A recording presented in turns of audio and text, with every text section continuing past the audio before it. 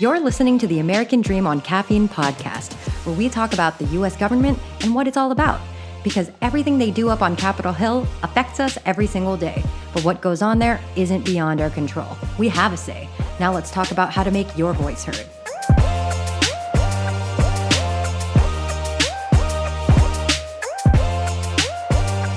Welcome to the very first episode of the American Dream on Caffeine podcast. I'm Tawny Della Pena. And I'm Jen Ellis, and we'll be your lovely hosts every other week. We started this pod because we believe there's a world where everyday people like you and me make decisions based on facts, not feelings. We were tired of feeling down or getting angry from social feeds filled with nonstop misinformation and fake news. So we want it to be a source of factual information you can actually use. We want to talk about how our government actually works, how its systems and laws affect our daily lives, communities, and workplaces. Because no lie, I don't know how they work. And I'm sure lots of you feel the same. And you shouldn't have to wonder. This information should be readily available and easy to access. But it's not. That's where we come in. We don't care whether you're red or blue, conservative or liberal, Republican or Democrat. Those are your decisions to make. We just want to give you info to make those decisions with no cream, no sugar, just facts. But why should you trust us? So I'm Jen Ellis, sometimes lawyer and always policy wonk. My passion is using my experience with political, government, and nonprofit work to help others be more empowered to act in our political system. And I'm Tawny. I'm nobody. Well, I'm an everyday citizen just like all of you, trying to figure out how the fuck it all works together, how laws affect my day-to-day life, and it would be cool to learn a few new things I didn't know along the way. It's honestly a learning journey for all of us. And since it's September 2020, a voting year, we thought we have to start there. Yes, it's awesome that so many people are talking about voting. But what's not so awesome is that a lot of those conversations are often based on speculation, conspiracies, bullying, and emotions.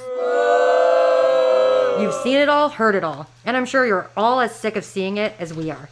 We can only handle so much. It's honestly kind of like how in 1998, the movies Ants and A Bug's Life were both released around the same time. Like, no one asked for two movies about animated bugs. I think the cap for animated bug movies in any given year is 0 to 1. In the same way this year, no one asked to be inundated with political ads, conspiracy theories, or viewpoints from people they knew in high school and cousins they don't like. We know we're jumping into a crowded conversation, but we wanted to do it anyway. Because like many of you, we're tired of being inundated with trash. I guess you can call us the palate cleansers of truth. And hopefully, the topics we cover will help you become more informed when you fill out your ballot. And if you feel inclined, you can share what you learned from us with your friends and family. So today, we're going to spend our very first podcast episode talking about how to vote in the U.S. You may already know some of what we cover, or even all of it. Either way, we hope this pod gives you bite-sized information you can actually use and easily share. You know, before we jump in, one of the things that really surprised me as we pulled all this together is I talked to my friend group, and honestly, I have a pretty politically savvy friend group, but there were still things that they didn't know or things that they were surprised to learn, myself included. So I think it's really important in this conversation to stay open to the fact that there's a lot of misconceptions out there, and you may have some of them. But I also think it's important to talk about that it's okay to not have all of the information. It's okay to ask questions, and we shouldn't be shaming each other for the information that we don't know. I think that's absolutely true. And a lot of people are embarrassed when they don't have some of this information, and they really shouldn't be. So I invite our listeners who think they don't know what they should know to just be open, and you shouldn't be embarrassed. You don't need to feel ashamed of that. And I'd invite our listeners who do know some stuff and maybe could be a resource to their friends and family to not be assholes about it. I think while it might feel embarrassing if you're like, I don't actually know what day election day is, the short-term embarrassment you feel in asking the question, it just isn't as serious as the chance that you lose your vote. So I think if we can all decide together to come together and have this conversation in an honest way and without vote shaming, without embarrassment, I think that we'd all get a lot out of it. So to jump in, I want to talk about maybe one of the most basic questions people would think, but when do you vote in this election? So the answer isn't as straightforward as you might think. The easiest way to answer that question is that Election Day is on Tuesday, November 3rd. So traditionally, most people vote in person on the actual day of the election. But with COVID-19, more people will be voting by mail than ever before. which means increased requests for mail-in ballots and also more early in-person voting. Wait, let's break down what early voting actually is first. So this is a great topic. The early in-person voting is when a state opens up their polls on specific days before the actual election. Now, you can also vote early by mail. One of the questions that I've heard a lot is, do votes made by mail or absentee ballot count the same as in-person votes? The answer is yes, they do. There's no difference between voting early and voting on election day as far as how your vote is counted. You can show up for early in-person voting without advance notice, as long as you're registered to vote. You just walk into your assigned polling location. One flag here is that often your early polling location is different than your election day polling location. So if you're in a state or an area where they send you like a voting card or a notice that says where your polling location is, just know that that location may not be correct. So you have to actually look up your early polling location based on your zip code. So again, you go to your assigned polling location, just like it's election day, you vote, your vote is counted the same, and then you get a sticker. One time I voted in person with early voting, and the woman running my polling place gave me 2 stickers. So I can't promise that'll happen for you, but you never know, and dreams do come true. Every state has different early voting dates, so if you want to find out yours, you need to look them up for your specific state. And don't worry, we'll have a cheat sheet we call memos in the show notes with a link to find early voting info in your state, as well as links to other resources we highlight throughout this episode. It's us again, Jen and Tawny. And since it's a new podcast, we don't have any sponsors, but we do want to support small business. One of the ways we're doing this is through our sponsors. When you advertise on our podcast, your spot will pay for a small business's ad on the same episode. So if you want to show some love to entrepreneurs getting their feet wet, send inquiries to americandreamoncaffeine@gmail.com or just slide into our DMs on the gram. Let's talk more about voting by mail.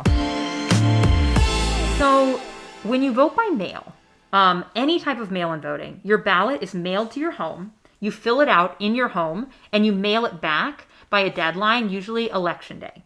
Although every state offers some type of mail-in voting, there is a difference in the type that they offer. So you may have heard about absentee voting versus mail-in voting. Absentee voting usually means that the person cannot be there to vote in person on election day, so the state is allowing them to vote by mail. Other states allow any person to vote by mail. They just have to fill out an application. So you have to check for your state what the specific requirements are and whether you need a valid excuse or whether you just need to submit an application. I will say that because of the pandemic, many states have different rules this year or are automatically sending out absentee ballots or a form to request them. So if you want to avoid the projected lengthy lines at polling locations, you have to request your mail-in ballot as early as possible if it's allowed in your state. And there is an application deadline. And again, this varies from state to state. The only exception here is for states that automatically provide mail-in ballots to every registered voter. If you live in Washington, Colorado, Oregon, Hawaii, or Utah, your state has got their shit together. But note that this year's a little bit special because of COVID-19. So there are a number of states who don't normally automatically send out mail-in ballots that are doing so this year. So remember to check if your state is one of them. And check the show notes for a link to sign up for an absentee or mail-in ballot if you haven't already done so. We also added a link to general info about absentee and mail-in voting too. But here's the most important part to remember. You have to send your mail-in ballot back. I know that sounds very basic, but every year people send their mail-in ballots back late or they don't send them back at all. And as a reminder to have it counted, it has to be in, and it has to be in by the deadline. We also want to stress again that the Postal Service anticipates hella delays this year. So there's a chance your mailed ballot won't get to its destination in time to be counted, especially if you mail it back on or close to Election Day. So be sure to request your mail-in ballots early if your state allows it, and fill it out as soon as possible and send it back as soon as possible. Another thing you can do to make sure your ballot is counted is to submit your mail-in ballot in a ballot drop box location in your community. You can find these ballot drop box locations just by Googling. A few keywords you can use, things like ballot drop box locations near me and your zip code. should pull up all the info you need. One of the reasons why the post office will be so busy, other than the fact that everyone has become even more addicted to Amazon since sheltering in place, well, that's because there's a poll worker shortage. You see, most poll workers are 60 or older, making them extremely vulnerable to coronavirus. So there won't be enough poll workers to staff polling locations, and that means polling locations will be consolidated and there will be long lines at the polling locations that are staffed. So sign up to be a poll worker, and most of the time they pay you for your work. So there's one more really important topic I want to cover. What's that? Voter registration. If you live in a state that isn't North Dakota, you need to register to vote before you can cast your ballot. So if you're listening to this sweet podcast from North Dakota, this is your chance to pee really quick or grab a snack or just hear about what the rest of us are dealing with. So this section goes out to all of our non-North Dakota listeners, aka most, if not all of you. If you're not registered to vote by your state's deadline, you cannot vote on or before Election Day, even if you show up to your voting location with all of your information. So if you're listening to this right now, check to see if you're registered to vote. And yes, there's a link for that in the show notes too. These deadlines are approaching really fast. For instance, Georgia's registration deadline is October 5th, and Pennsylvania's is on October 9th. So please don't wait. You need to check now, and everyone needs to check. You need to check your voter registration even if you checked it a few months ago, even if you think you're registered to vote. If you haven't recently checked, as in the last week, please check it again. It only takes a few minutes. Voter rolls are sometimes purged. You might have moved. The information might not be accurate. Like I said, it just takes a few minutes and the consequences are very serious. I actually checked last week to see if I was registered, and I found out that I wasn't, so I had to re-register. It happens all the time. It really is important. I checked last week, even though I already checked the week before. You don't have to be crazy like me, but please do check at least once. So there's no time to waste. And like everything else we talked about today, the registration process varies from state to state. But if you haven't registered, just to give you a taste of what to expect, they usually ask for your name, your address, some form of ID like your driver's license, and or your social security number. Sometimes your registration form will ask you to identify the political party you're affiliated with, but this information is used mostly during primary elections, often to ensure you receive the ballot for the correct party in your primaries. So you can choose not to select a party, or you can choose one later, but don't let that question trip you up. And I'm going to repeat this one for the people in the back. If you don't register to vote by your state's deadline, you won't be able to vote on or before Election Day. Another way to check if you're registered is to visit the website for your Secretary of State. So again, Google is your friend here. If you just Google Secretary of State and your state abbreviation, the website should show up at the top. You're looking for the website that's usually sos.yourstateabbreviation.gov or something similar to that. And since we're pretty close to Election Day, you should see info on the homepage about all things voting related, like how to register, how to check if you're registered, how to request an absentee or mail-in ballot if that's available in your state, and where to find your polling location. There's usually an all-encompassing tab or section. It's usually something like election info, but it should be really easy to find because this is a really important part of what the Secretary of State is doing right now. There's also a lot of third-party orgs offering this information. So, for instance, thanks to the nonprofit Democracy Works, if you Google your state plus the words mail-in ballot or registration deadline, an info box pops up before any other results. It includes a shit ton of information, including who's eligible to vote in your state and all the relevant dates and deadlines we talked about today. I don't fully understand how technology works, but somehow they got this Google magic box that pops up there. So please check it out. Use it, share it with others. It's a really cool resource. Hello, I'm Eleanor. Just kidding, it's Tawny again. And Jen. And this commercial break goes out to all of the small business owners out there listening to this podcast. Hey there, you awesome entrepreneur you. We want to support you, and for free. Yep, just reach out and we'll advertise your business on the American Dream on Caffeine podcast at no cost. And if you're not a small business owner, but know one, tell them about this initiative. Just email americandreamoncaffeine@gmail.com or slide into our DMs on IG.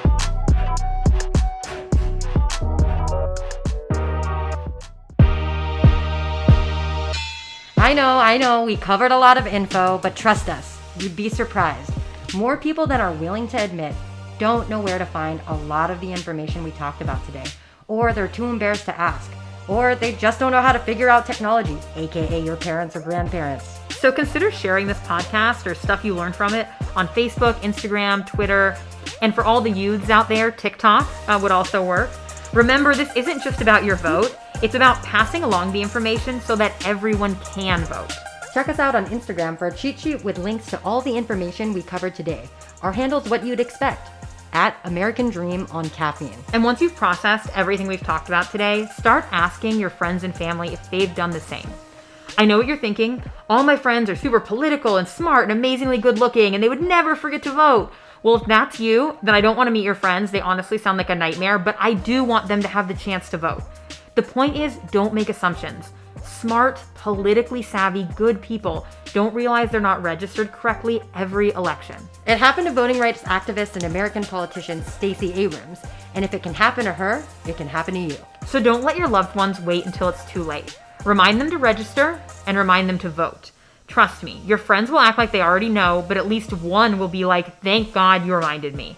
And while they probably won't say it out loud, or thank you for that matter, you'll be an American hero because of it. You won't know it, but they will. We thought we'd also offer a few recs to help yourself and others vote.